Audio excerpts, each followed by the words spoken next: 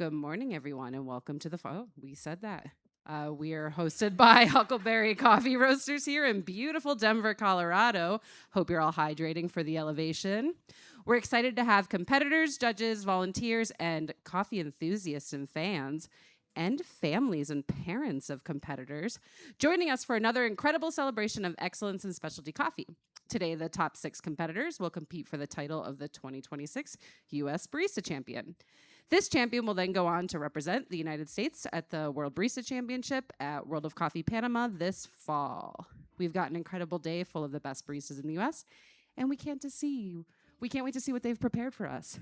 Sponsorships, of course, would not be possible without our title sponsor, Pacific Barista Series. This is where you applause. Our machine sponsor, Della Corte North America. Our judge calibration and community lounge sponsor, Franke. Our green coffee sponsor, Savage Coffees. Our grinder sponsor, GH Grinding and Brewing Solutions. Our cleaning sponsor, Ernex. Our water sponsor, Blue Water. Our media sponsor, making all this video coverage possible, Owl Coffee Roasters and Alstron Films. The community and host sponsor, we're in their space. Let's keep it clean and respect it, Huckleberry Coffee Roasters. Our tea sponsor, if you want to get Doty, Spirit Tea. Our smallware sponsor, Slow Pour Supply. And introducing competitors to the stage. Welcome, judges. Welcome back. Your first competitor of the day is Jack Michael Ryan from Proud Mary. Okay. Good to see you. All right. Sorry, I don't know your name, my friend, but can I get a bit of a music check? Thank you. This is the important part for me. I need this.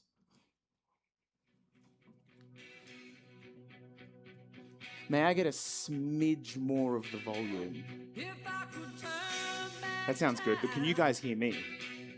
Everyone can hear me? All right, cool. Can I please get a restart? You guys ready to go? Awesome. I'm sure you guys are.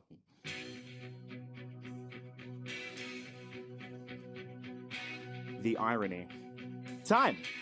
So, as a fighter, as a dancer, and as a coffee human, I know that in this life and this industry, timing is everything.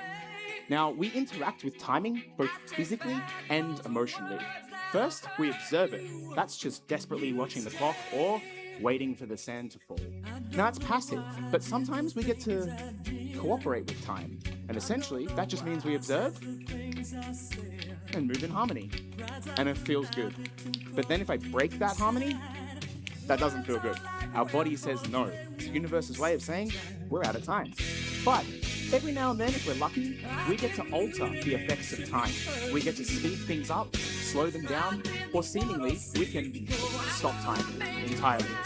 Now, today, I'm not here to reinvent the wheel, but I am here to acknowledge the importance of timing in our industry and acknowledge that if we use and understand timing, we can increase the frequency of special moments like this.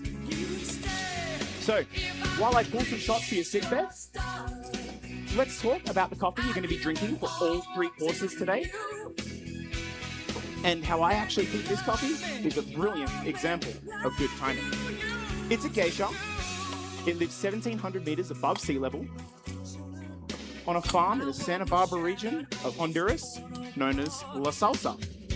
And yes, it is a coffee by the man himself, Benjamin Paz. Now, Benjamin grows geisha across 6 lots here at La Salsa. And all 6 of these lots are from varying different seed stock from great farms across Panama. But today, we're going to be drinking Benjamin's coffee from lot number 1, and that is all seed stock from Hacienda Esmeralda. That gives this coffee its elegant florality, as well as, you know that, it's a Honduran coffee. Honduran soil, Honduran soul. So you can expect a little bit more tropical fruit and bigger body, and a really refined sweetness. Now, you've probably had this coffee before as Benjamin's triple anaerobic wash process. But today, I'm excited to share with you his new iteration of this geisha in the form of darkroom dried natural. Now, essentially what happens is we start like any other good natural coffee does, by observing the right time and cooperating by picking ripe cherries, because the right time is the right time. Then these cherries are taken into a temperature and humidity-controlled shipping container, which is then Hamid's darkroom drying facility, where they are left to dry for 40 days. This slow, intentional drying is done with the express intent of really clarifying and refining those elegant characteristics that you would expect from a geisha of this seed stock, as well as really pumping up the jams on the body and the sweetness. But Ben Hamid, he worked really hard to alter the timing of this coffee with his darkroom to produce it, and I had to have a very similar approach when roasting it.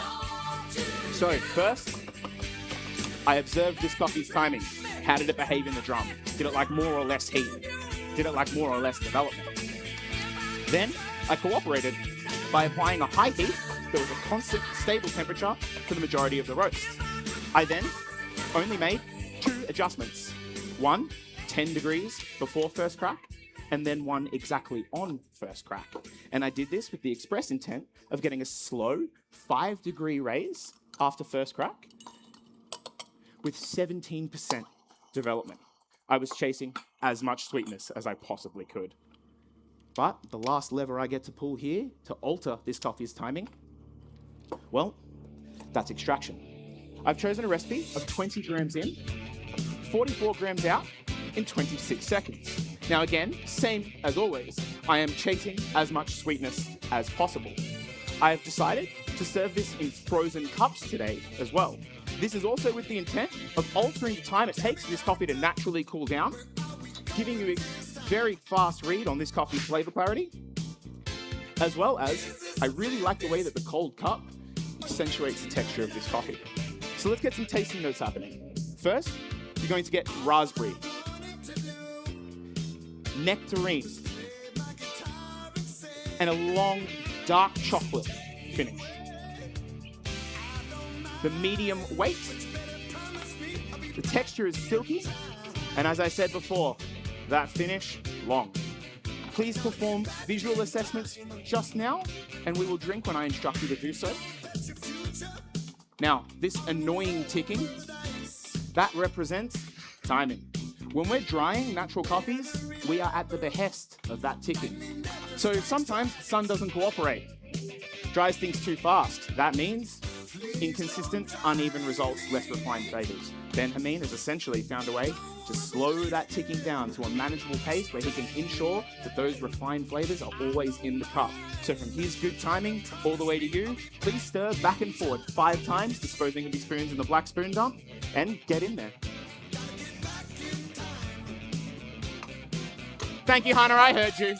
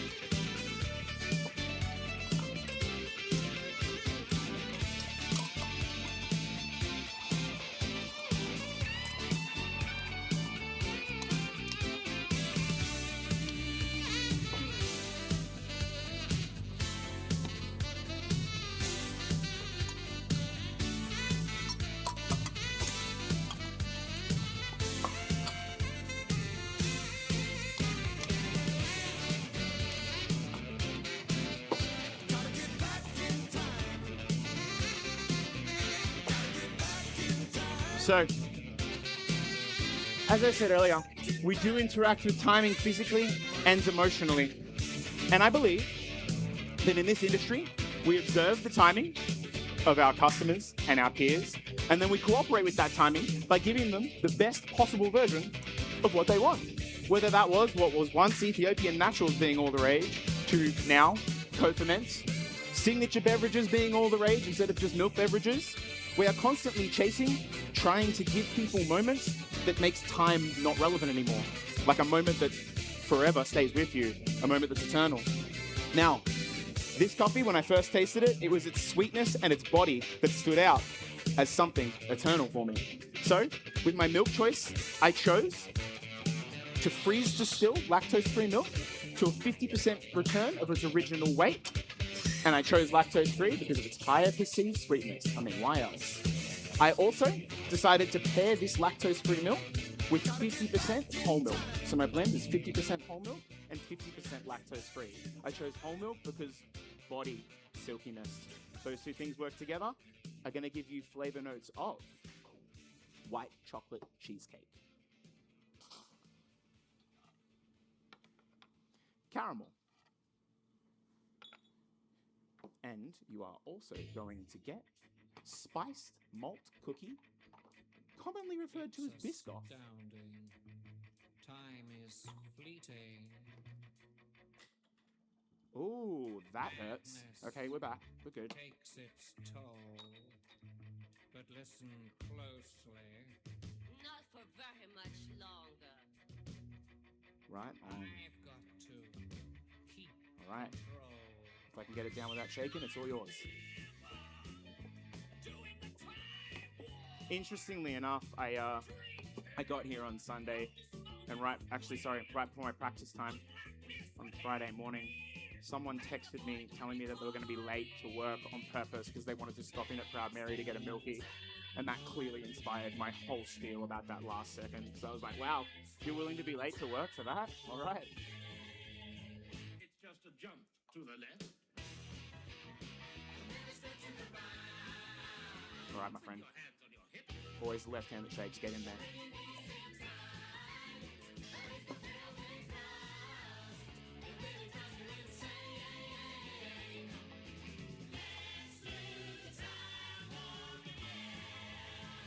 And this should be all yours also.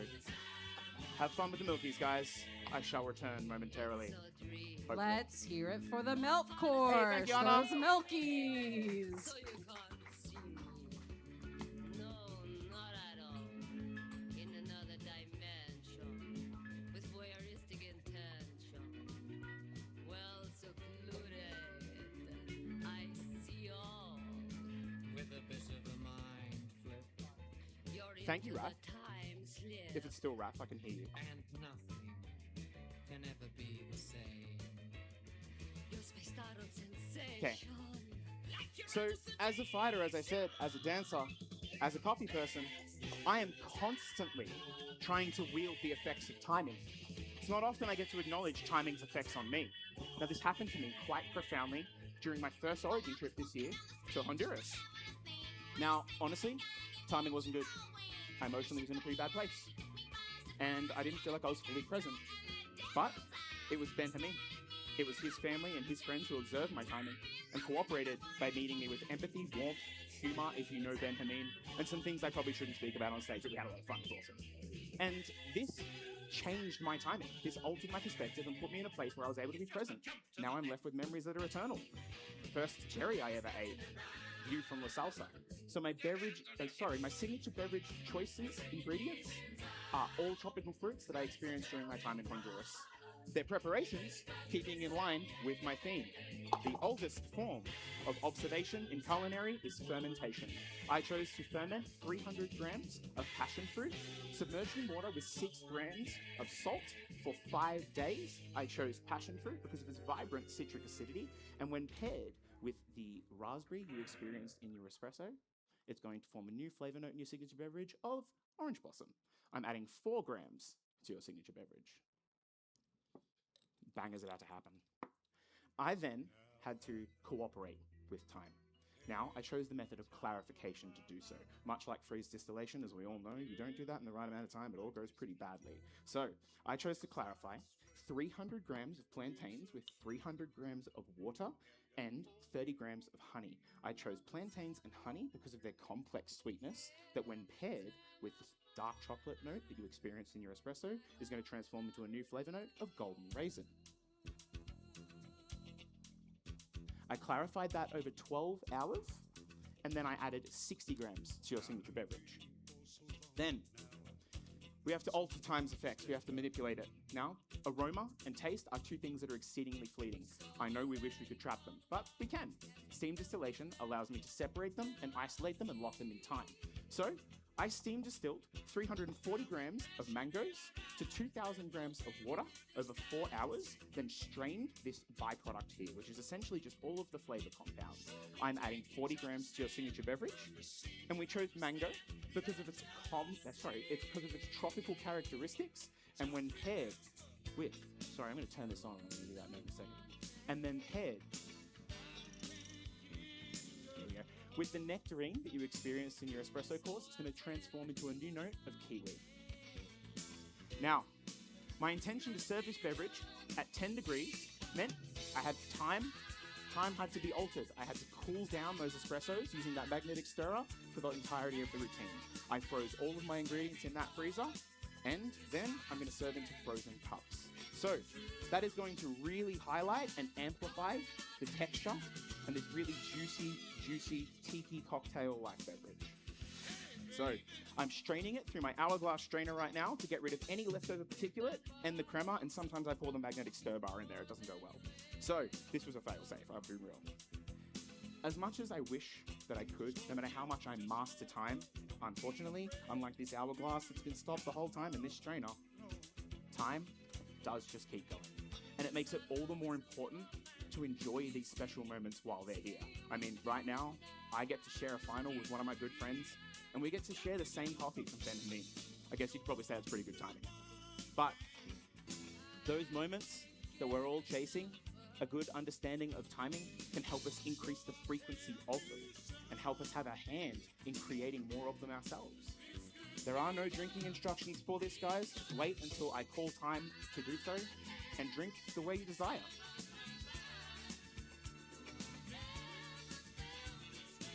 So, all in all, it's so much more than just the physical element of timing that makes the coffee. A good understanding of timing can help us change each other's days. A good understanding of timing can help us change each other's perspectives, like Ben Hameen did with me. And a good understanding of timing can help us do what we're all here to do. That's change each other's lives. And ironically enough, that's my time. Let's give it up for Jack Michael Ryan from proud Marion, Austin, Texas.